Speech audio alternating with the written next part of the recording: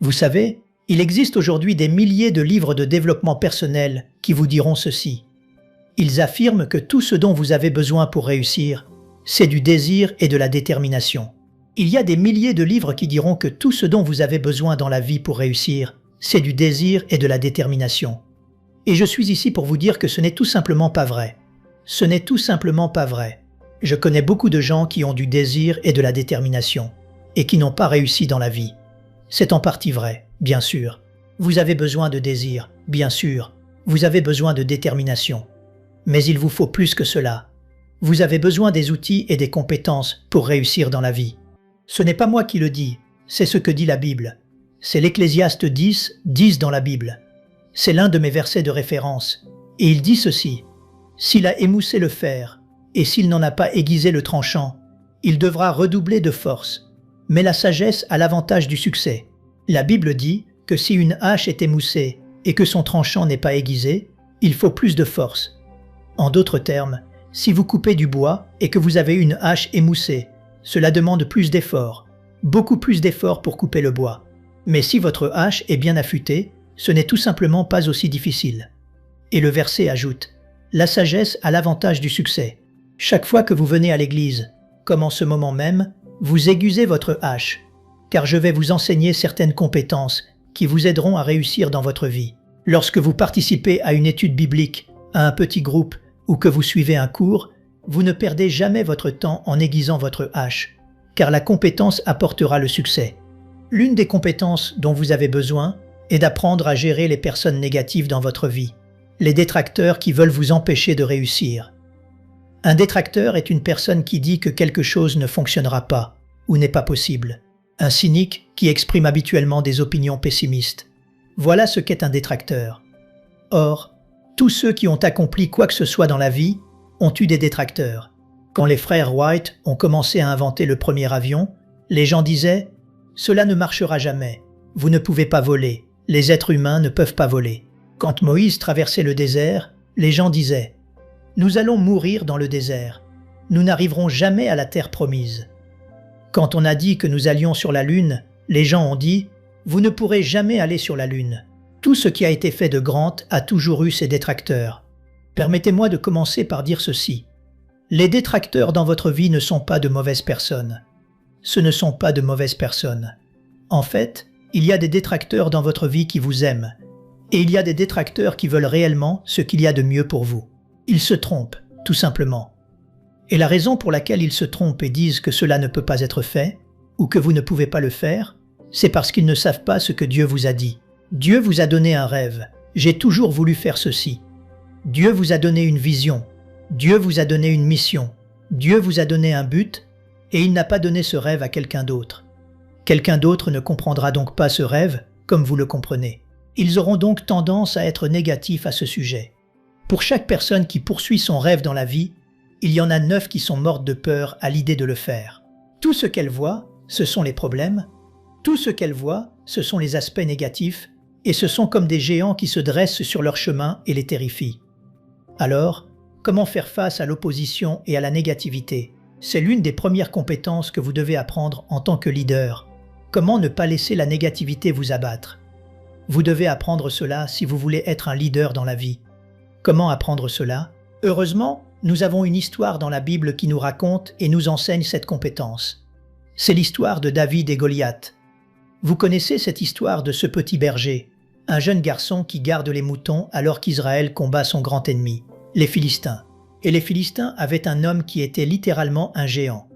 Il mesurait environ 8 ou 9 pieds de haut. C'était un homme immense, et il terrifiait tout le monde. Il provoquait les ennemis. David dit « Je vais l'affronter ».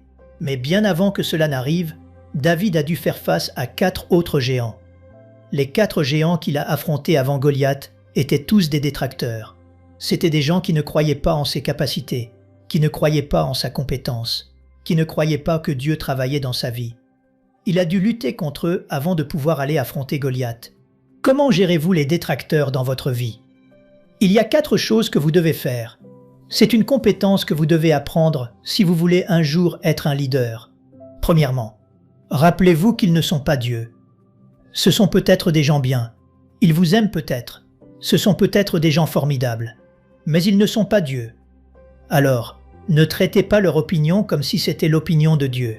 Rappelez-vous qu'ils ne sont pas Dieu, ces gens qui sont négatifs dans votre vie. Proverbe 29, verset 25 dit ceci. « La crainte des hommes tend un piège, mais celui qui se confie en l'Éternel est protégé. » J'aime cette version qui dit que la crainte de l'opinion humaine paralyse. Certains d'entre vous sont paralysés et ne le savent pas. Vous avez un handicap. Vous savez quel est votre handicap. Vous êtes accro à l'approbation des autres, et c'est votre handicap. La crainte de l'opinion humaine paralyse, mais la confiance en Dieu vous en protège. Lorsque vous avez confiance en Dieu, vous ne vous souciez pas de l'opinion des autres. Une autre version dit qu'il est dangereux de se préoccuper de ce que les autres pensent de vous.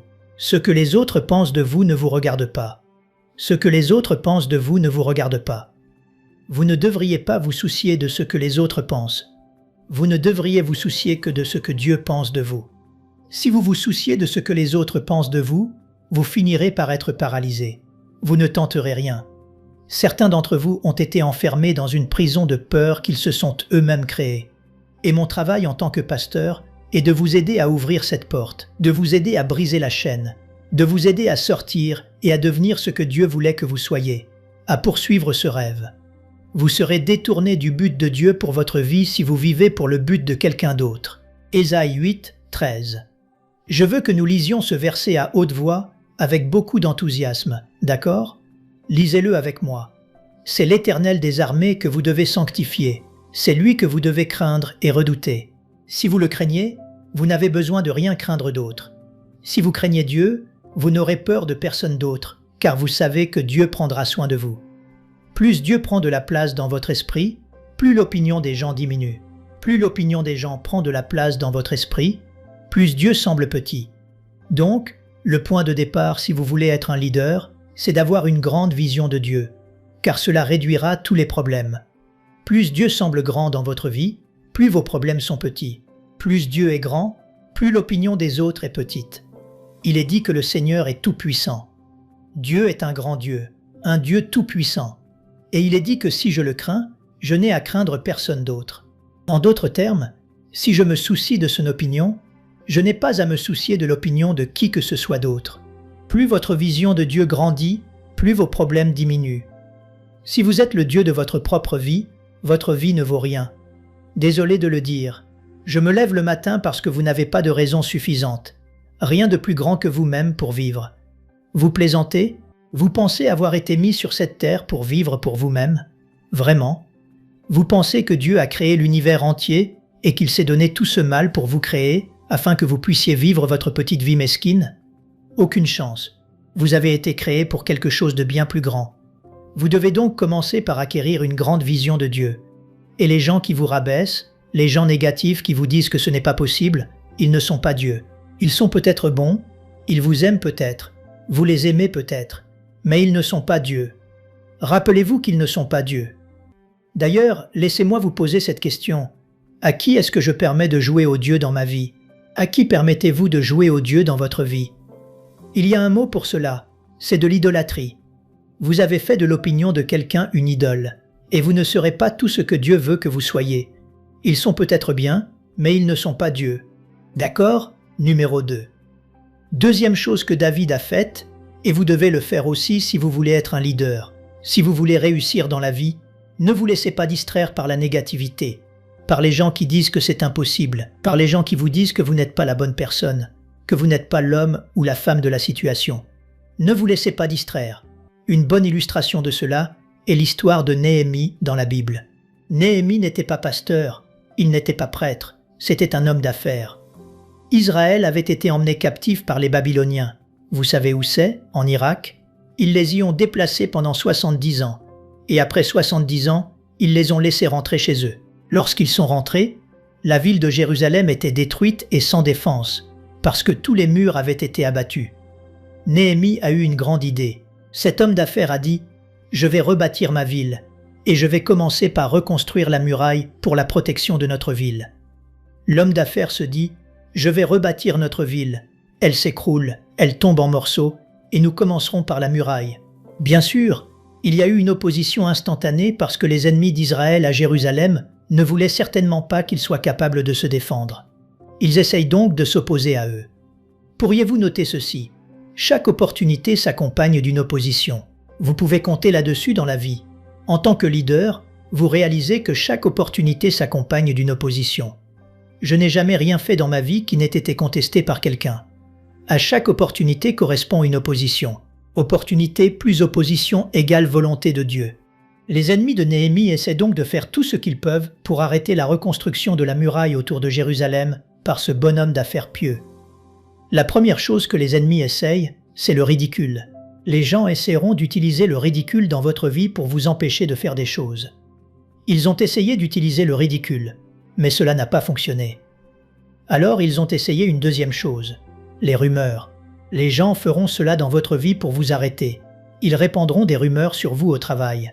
Ils répandront des rumeurs sur vous sur Internet.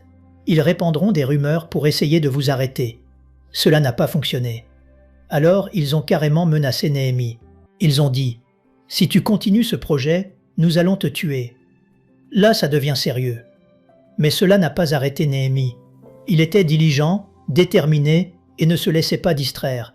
Il a dit « Essayez donc, je vais continuer à faire ce que je sais que Dieu m'a dit de faire. » Enfin, lorsqu'ils n'ont pas pu utiliser les rumeurs, le ridicule ou les menaces, ils se sont dit « Ralentissons-le par la discussion.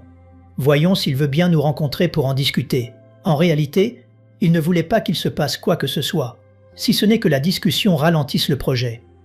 À 4 reprises, ils reviennent vers Néhémie et disent « Hé, viens, parlons-en simplement. » Voici la réponse de Néhémie. Elle figure sur votre plan. Néhémie 6, versets 3 et 4. Je leur envoyai des messagers avec cette réponse. « J'ai un grand ouvrage à faire et je ne puis descendre. Le travail serait interrompu pendant que je le quitterais pour aller vers vous. En d'autres termes, pourquoi me laisserais-je distraire ?» À 4 reprises, ils ont envoyé le même message. Remarquez comme ils sont persistants. Et chaque fois, je leur ai donné la même réponse. « J'ai un grand ouvrage à faire. Je n'ai pas le temps d'en discuter avec vous. » Je tiens à vous avertir que ce piège de la distraction est encore plus grand aujourd'hui à cause d'une chose appelée Internet. Est-ce que certains d'entre vous connaissent cela? Oui? Peut-on être distrait par Internet? Oh que oui. Et il y a plein de détracteurs en ligne qui ne demanderaient pas mieux que de vous entraîner dans une dispute. Tout ce qu'ils veulent, c'est vous amener à discuter. Toute leur identité repose sur le fait de traquer des gens pour les accrocher à des disputes. Et ils tirent leur joie de leur colère. Billy Graham m'a dit un jour « On peut lutter avec un porc, mais un seul des deux va y prendre du plaisir. » Et c'est vrai. Si vous voulez affronter ces trolls qui sont négatifs sur tout, négatifs sur ce que vous croyez et négatifs sur ce que vous faites, vous allez perdre votre temps. Vous n'avez pas à défendre tout ce que vous faites. Vous n'avez pas à défendre tout ce que vous croyez devant chaque troll sur Internet. De toute façon, qui se soucie de ce qu'il pense? Je sais que je creuse un peu profond pour certains d'entre vous. Mais certains ont une personnalité qui ne supporte pas d'être mal compris. Vous sentez que vous devez absolument corriger le tir parce que vous ne concevez pas qu'il soit possible que quelqu'un dans l'univers puisse vous mal comprendre. Vous vous sentez donc obligé d'expliquer tout ce que vous croyez et tout ce que vous faites. Vous pensez réellement que pour les gens qui s'opposent à vous, c'est juste une question de malentendu, et que si vous étiez simplement capable de leur expliquer très clairement, alors évidemment ils diraient « Oh merci, tu as raison ». Vous avez ce sentiment que si j'explique simplement ce que je fais, alors cette personne négative deviendra soudainement positive et sera d'accord avec moi. Non, elle ne le sera pas. Je déteste briser votre illusion, mais elle ne le sera pas, car la plupart du temps, nous tous, chaque être humain, utilisons ce qu'on appelle le raisonnement motivé. Vous l'utilisez environ 95% du temps. Je le fais, tout le monde le fait. Le raisonnement motivé est basé sur l'émotion, pas sur la logique. Vous pensez être logique, mais vous n'êtes pas aussi logique que vous le croyez. Vous prenez des décisions émotionnellement, puis vous cherchez une logique pour les justifier. Les gens font cela pour accepter Jésus-Christ. Ils ont une peur émotionnelle d'accepter le Christ, puis ils cherchent des raisons logiques pour justifier cela. Mais la raison réelle est émotionnelle. C'est une peur.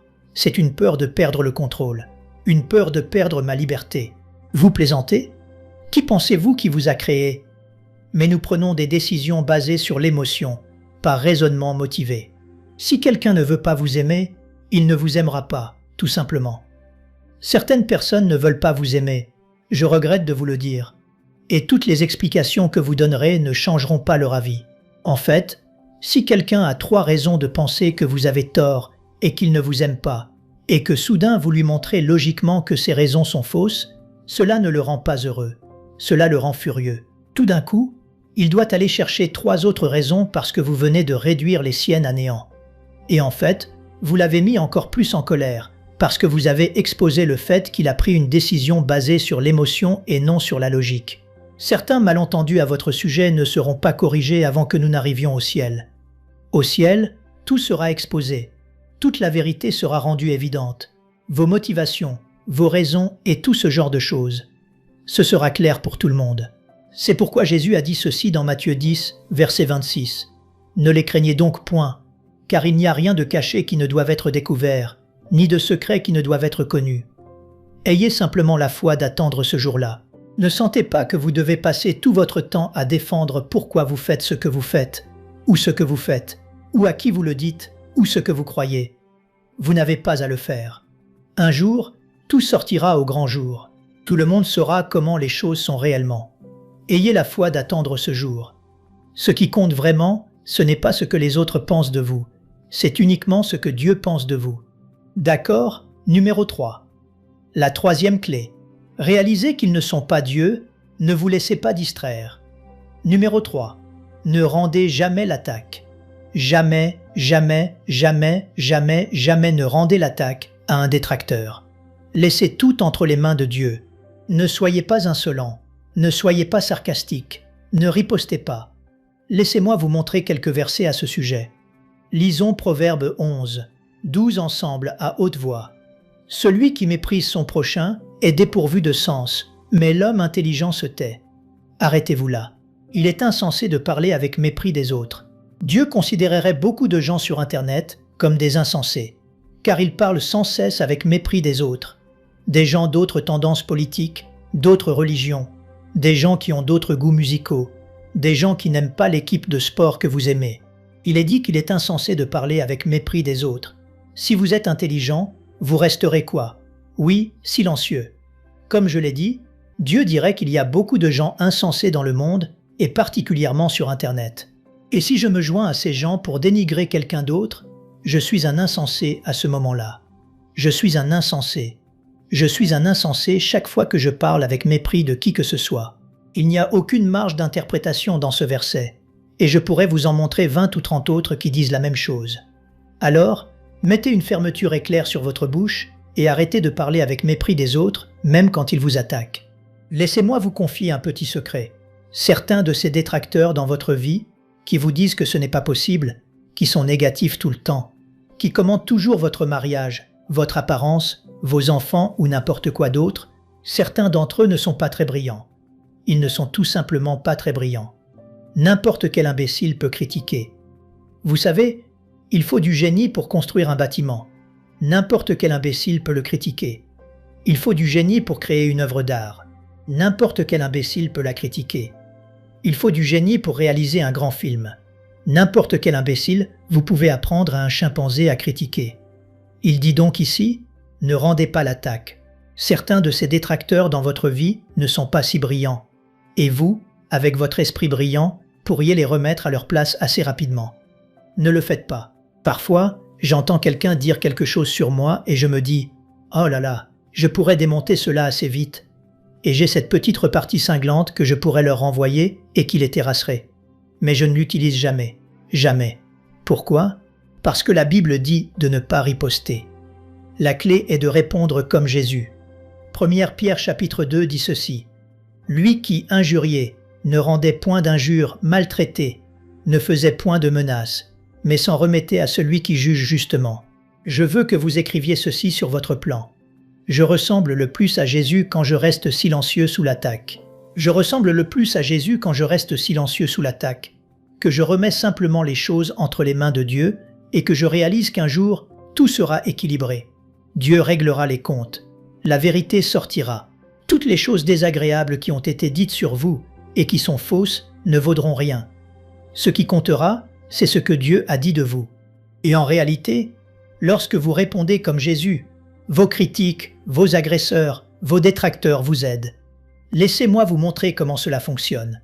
Vous essayez de faire ce qui est juste, quelqu'un vous critique de l'extérieur pour votre motivation, votre méthode ou autre. Et au lieu de riposter, vous dites « Que Dieu vous bénisse, allez en paix, que Dieu vous accorde gracieusement sa grâce. » Et vous savez ce qui se passe? Dieu dit « C'est mon fils, c'est ma fille. » Et il vous donne plus de puissance, il vous donne plus d'onction.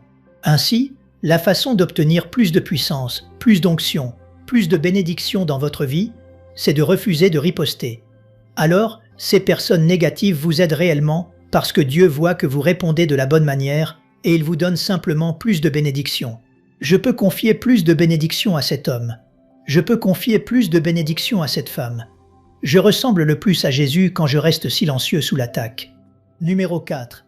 La quatrième chose est la concentration. Restez concentré sur Dieu et sur ses promesses. Ne vous concentrez pas sur le problème. Ne vous concentrez pas sur les gens.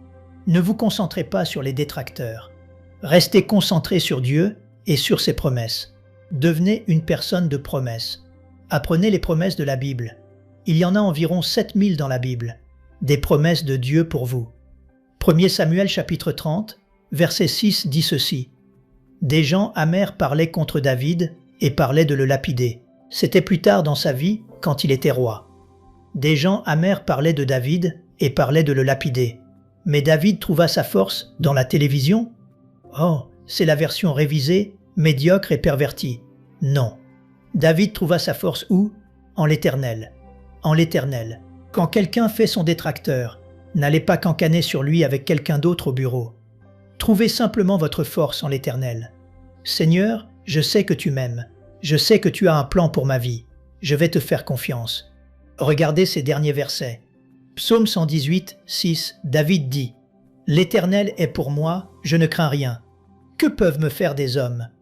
Vous savez, les gens peuvent ne pas vous aimer et cela ne vous fera pas de mal. Vous devez comprendre cela.